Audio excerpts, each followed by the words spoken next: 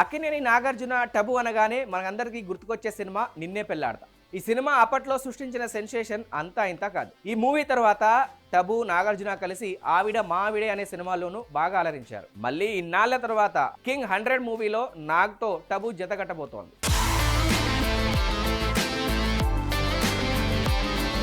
ఈ విషయంపై నాగార్జునే స్వయంగా స్పందిస్తూ, టబు నాకు కెరీర్ ప్రారంభం నుంచే తెలుసు. నా 100వ సినిమా గురించి తెలియగానే తను కూడా ఈ ప్రాజెక్ట్లో భాగం కావాలని ఎంతో ఆశపడిందని క్లారిటీ ఇచ్చారు. అయితే నాగ్ 100వ చిత్రంలో టబు ఓ పవర్ఫుల్ పాత్రలో కనిపించబోతుండడం విశేషం. తమిళ దర్శకుడు రా కార్తిక్ ఈ ప్రతిష్టాత్మక చిత్రాన్ని తెరకెక్కిస్తున్నారు.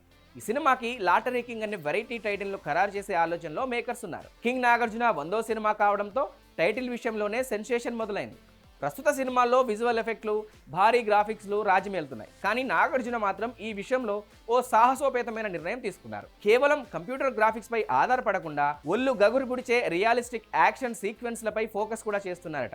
ప్రేక్షకులు ఇప్పుడు అతిశయోక్తులతో కూడిన యాక్షన్ను ఇష్టపడడం లేదు, వాస్తవానికి దగ్గరగా ఉండే కథల్నే కనెక్ట్ అవుతున్నారు అని నాగ్ తన అభిప్రాయాన్ని మీడియాతో పంచుకున్నారు.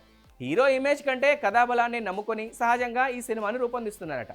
100వ సినిమా అంటే అంచనాలు ఆకాశంలో ఉంటాయి. అందుకే రిలీజ్ డేట్ కోసం నాగ్ ఎక్కడా తొందరపడటం లేదు. సినిమా అవుట్పుట్ 100% పర్ఫెక్ట్గా వచ్చేంత వరకు ఎంత సమయమైనా తీసుకోవాలని మూవీ టీంకి సూచించారట. మరోవైపు ఈ సినిమాలో టబు మాత్రమే కాదు, నాగ చైతన్య, అక్కినేని అఖిల్ కూడా కీలక పాత్రల్లో గెస్ట్ రోల్స్లో కనిపించబోతున్నారని వార్తలు వినిపిస్తున్నాయి. మనం తర్వాత అక్కినేని ముగ్గురు హీరోలు ఒకే స్క్రీన్పై కనిపించే ఛాన్స్ ఉండడంతో ఈ ప్రాజెక్ట్పై అంచనాలు భారీగా పెరిగిపోయాయి. ప్రస్తుతం కింగ్ 100 మూవీ రామోజీ ఫిలిం సిటీలో శరవేగంగా షూటింగ్ జరుపుకుంటోంది. అన్నపూర్ణ స్టూడియోస్ నిర్మిస్తున్న ఈ చిత్రాన్ని 2026 మే నెలలో సమ్మర్ కానుకగా విడుదల చేసేందుకు మేకర్స్ ప్లాన్ చేస్తున్నారు.